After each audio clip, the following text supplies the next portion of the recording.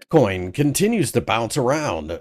Before we start, a quick word from our sponsor. This video is brought to you by XNets, the world's largest retail brokerage offering ultra-fast execution and no overnight fees. Look for a link in the description below. The Bitcoin market has gone back and forth during the course of the trading session in the early hours on Tuesday, but it's obvious to me that it looks like the recovery is in full force. At this point, we are well above the $60,000 level that I had suggested as a signal. And now we are starting to focus on the idea of rallying towards the $67,000 level.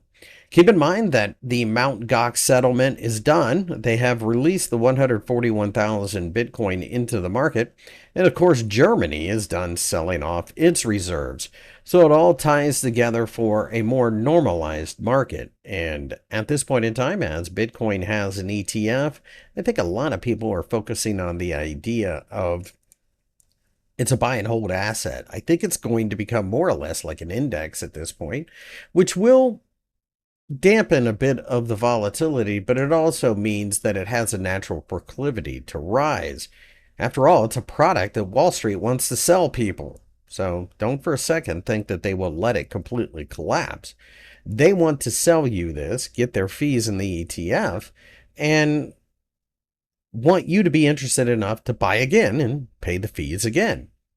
In general, it's worth noting that the technical analysis is pretty strong. From the previous surge in January, we pulled back to the 50% Fibonacci retracement level only to bounce, and now we are above the 50-day EMA.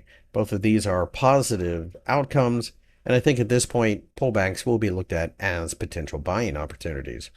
If you enjoyed the video, give me a thumbs up and subscribe.